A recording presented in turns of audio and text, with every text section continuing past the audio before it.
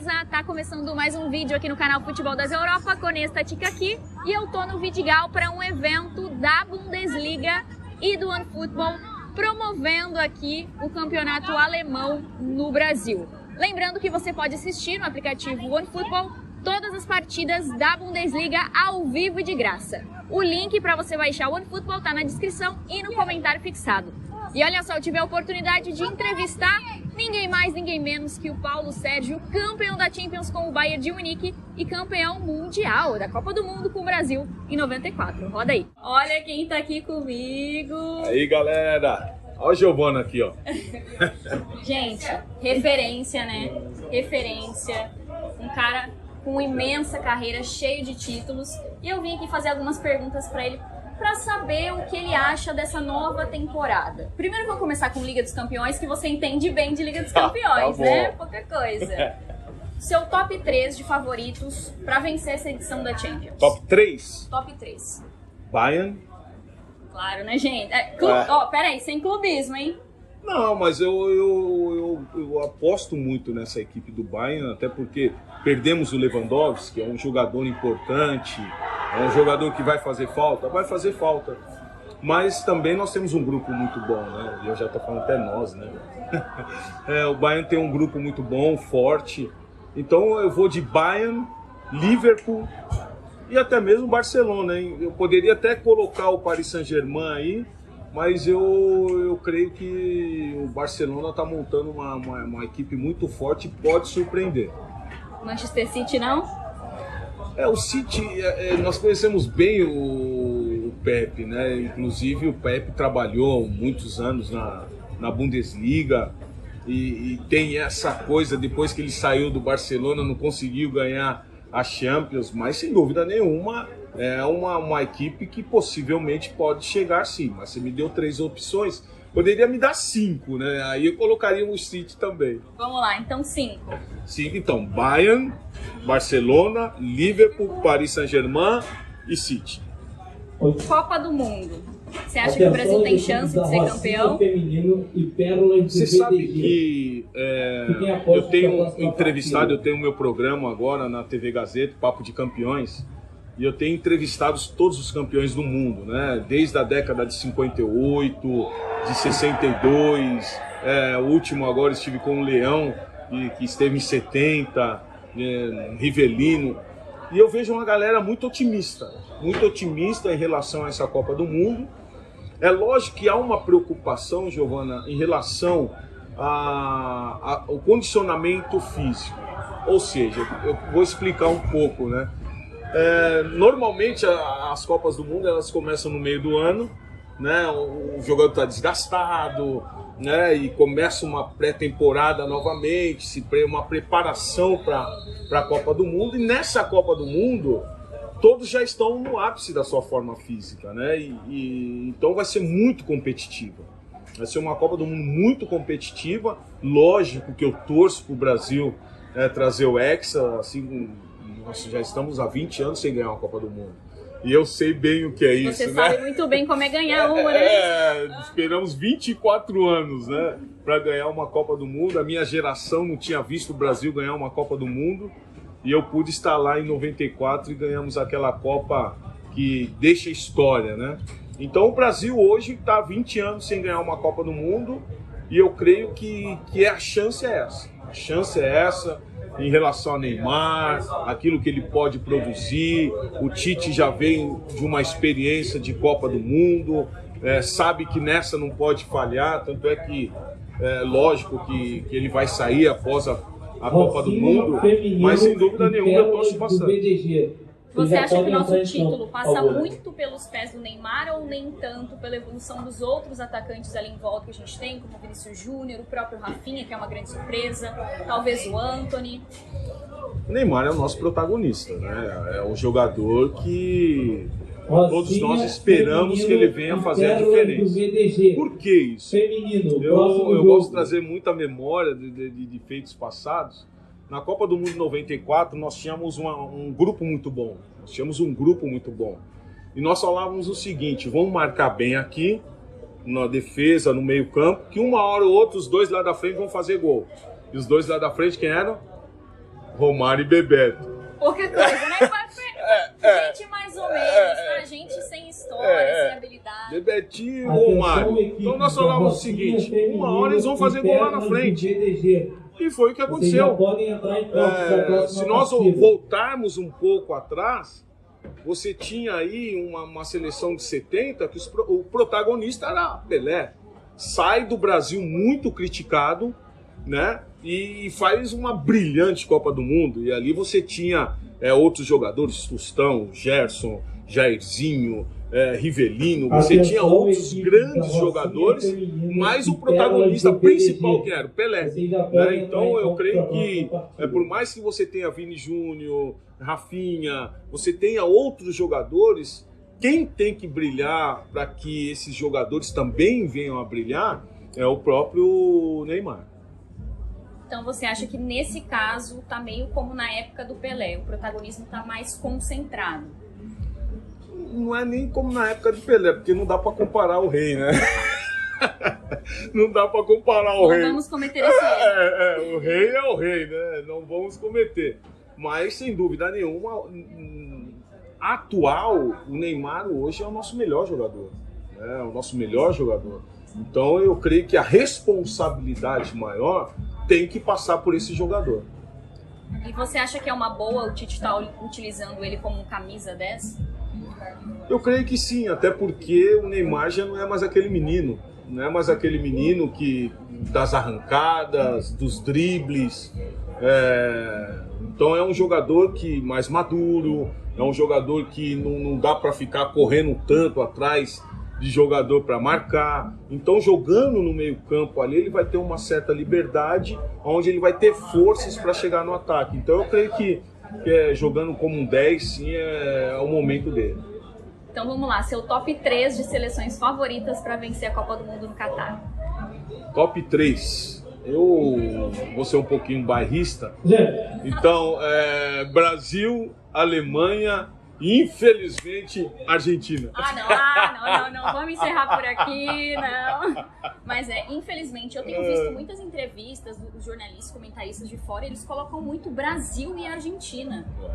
E aqui talvez a gente não valorize tanto, assim, principalmente a nossa seleção, né? Na sua época, você sentia um pouco essa desconfiança ou você acha que essa desconfiança foi depois dos fracassos que a gente teve em 2006, nas outras Copas?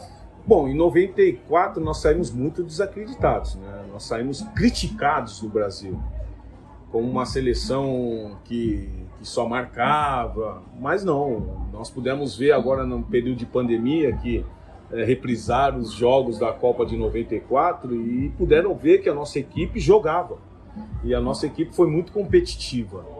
É lógico que de 94, você tem 98, que chega uma final, tivemos o problema com o Ronaldo, em 2002 é campeão com uma seleção também brilhante, onde um protagonista, você tinha o Ronaldo Fenômeno, ali você tinha Rivaldo, Ronaldinho, então era uma seleção muito... Em 2006, aquela baita seleção que acabou desiludindo bastante, eu estava inclusive na Copa do Mundo na Alemanha vendo e torcendo, infelizmente não chegou naquilo que nós esperávamos. E depois dali a seleção não foi mais a mesma, né? E sempre teve assim dificuldades mesmo para passar. E infelizmente a Copa do Mundo do Brasil nos trouxe uma tristeza muito grande, e aquele 7-1 que ficou marcado na história para a Alemanha, mas eu creio que pode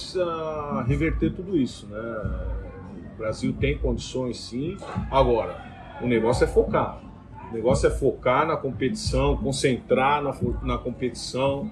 Eu falo o seguinte, eu vou te passar uma informação que muitos não sabem. Quantos brasileiros campeões do mundo nós temos no Brasil? Quantos, Giovana? Fala assim, não sei. Não sei, não sabe. Vamos lá. São 94 campeões do mundo. Ao todo, de todas? De todas as Copas, das 5 Copas que nós ganhamos. São 94 campeões do mundo, sendo que 68 vivos. E quando eu falo isso, o privilégio de você ser campeão do mundo é algo assim imensurável. É algo assim que, por exemplo, hoje eu estou aqui, lógico, com a Bundesliga, nós estamos fazendo entrevistas aqui, porque eu fui campeão do mundo. Então é um número muito seleto de jogadores que marcaram uma história e que esses jogadores que vão disputar a Copa do Mundo no Catar queiram ter experimentarem o que nós estamos vivendo hoje, né? Então, se tiver foco, determinação, abrir mão de muitas coisas para a conquista de uma Copa do Mundo, eles vão fazer parte desse grupo seleto. E é engraçado que você falando sobre a pressão que vocês tinham também na época ali de 94 do título, porque parece que hoje todo mundo implica com a seleção brasileira. Parece que o jogador brasileiro é muito vitimista hoje. Quer dizer, na época de vocês também jogaram sobre as críticas ali.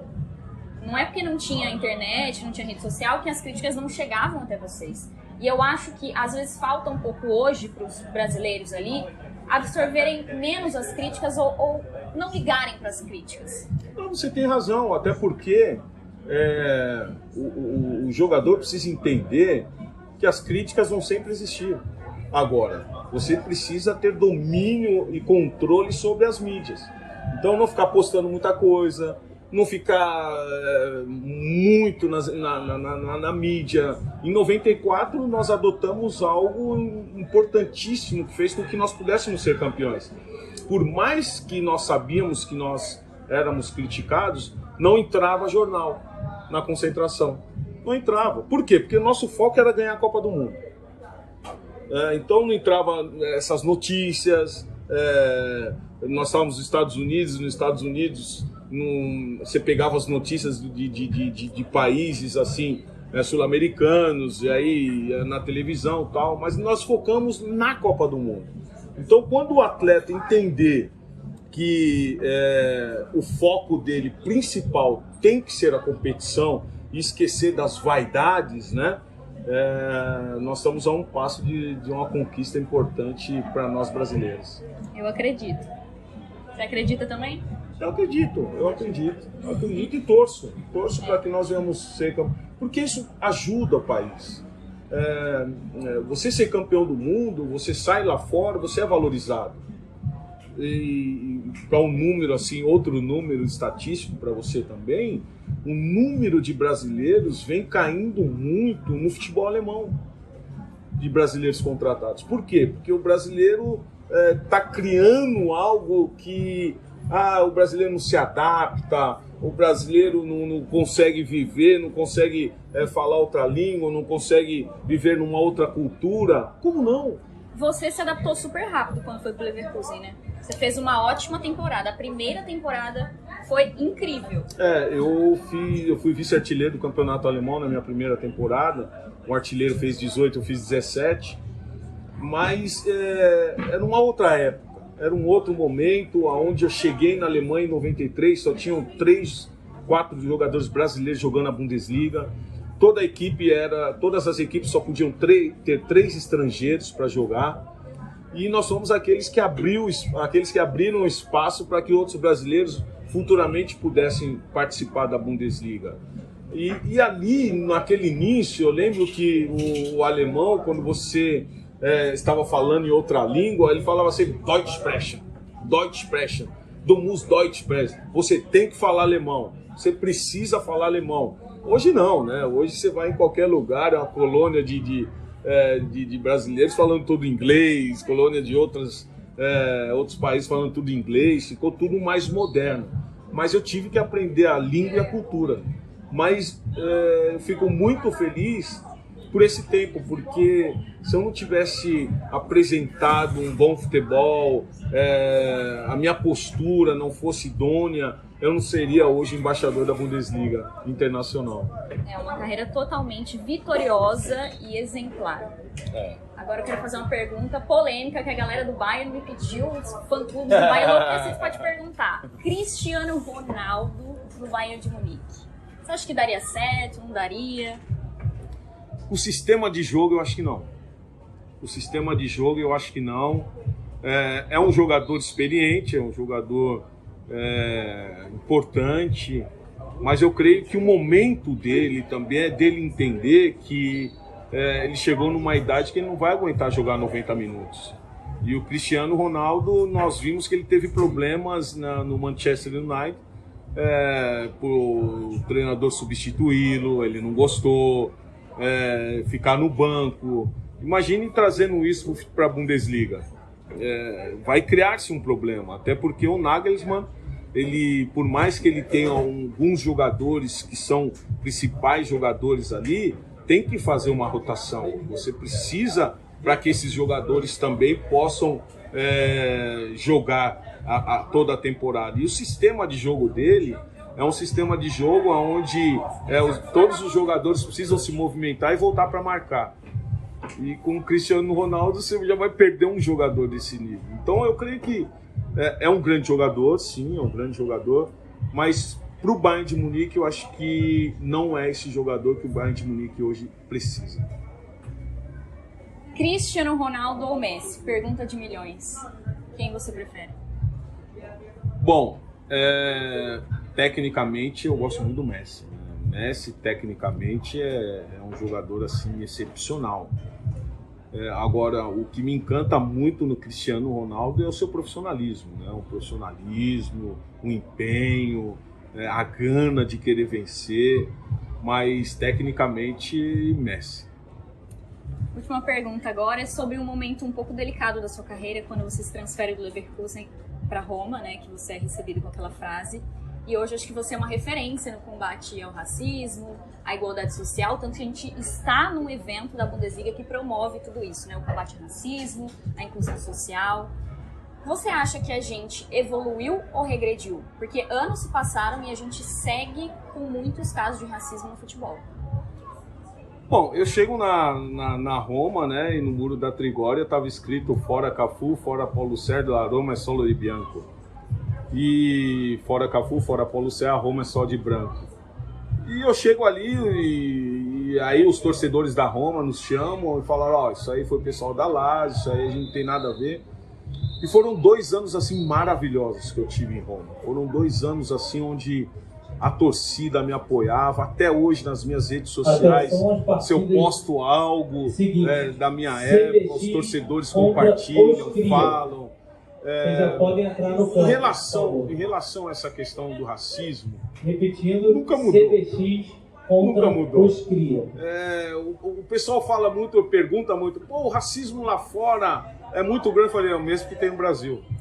Então, nunca deixou de existir. É lógico que as mídias sociais hoje, elas proliferaram e com isso as manifestações são mais nítidas, são mais visíveis, né? Mas sempre existiu. E o mais importante disso tudo, Giovanni, eu sempre soube lidar com tudo isso. Então, graças a Deus, a minha vida vitoriosa, a minha carreira vitoriosa, também fora dos gramados, eu também um grande gestor. Hoje sou comentarista na TV Gazeta, tenho o meu programa Papo de Campeões, eu apresento o Papo de Campeões. Então, tudo isso como trabalho. Eu acho que cada um tem o seu espaço, cada um tem que lutar pelo seu espaço. Nós sabemos que vivemos tempos difíceis, né? Mas eu creio que não pode focar muito nisso, não. Focar muito nessa discriminação. Eu creio que a gente precisa focar mais naquilo que nós podemos fazer e trazer de melhor.